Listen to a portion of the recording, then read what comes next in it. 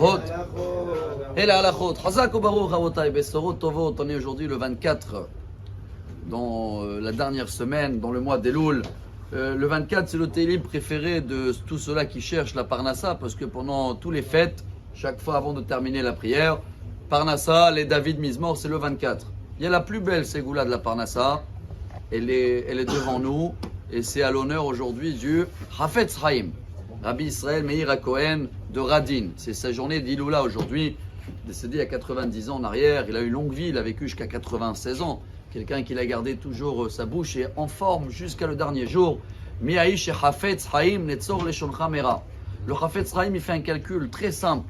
Il dit dans la Torah, il y a 3 personnes, comme on le sait, qui sont comparées comme considérées comme morts. Quelqu'un, le pauvre, qui est aveugle, il ne peut pas voir. Quelqu'un qui n'a pas des enfants. Et quelqu'un qui est lépreux aussi. Il y a le 4e, c'est celui-là qui est pauvre.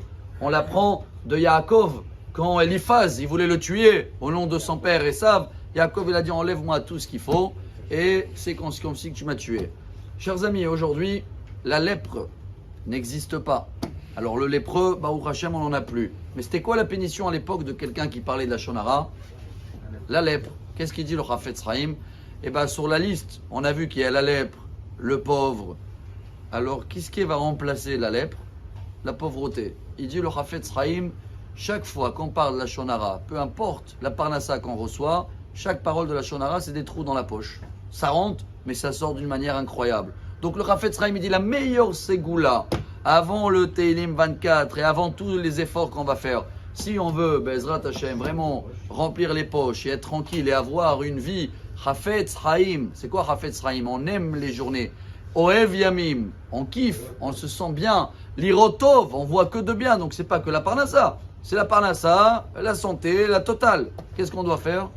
Aïe aïe aïe, Netzor Leshoncha Mera. Alors Rabotai, avant de sonner le shofar, hier on a cité le Rambam, le Maïmonide dans la Chot Shuvah, chapitre 4. Il dit que c'est un des péchés les plus durs à se débarrasser, de la Shonara. Tellement on a l'habitude de parler que même des fois on fait une préface. C'est pas la Shonara ce que je vais te dire, justement, c'est le pire la Shonara en général. Il y en a qui disent non mais c'est la vérité. Mais bien sûr, quand c'est la vérité, c'est la Shonara. Quand c'est pas la vérité, c'est encore pire aussi, c'est mon petit Shemra. Alors Rabotai, c'est un travail très dur, mais il va falloir qu'on essaye. Je parle pour moi en premier.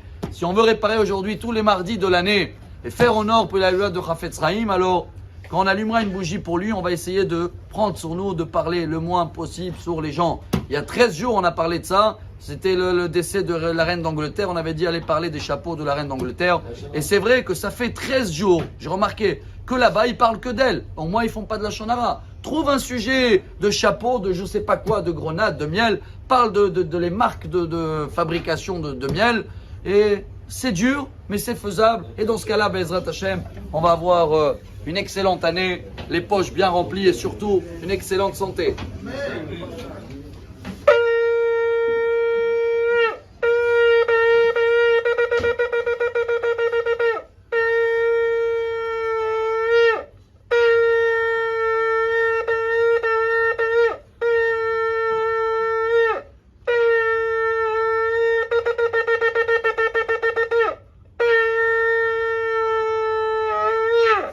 Rabbi Elazar, Rabbi Hanina,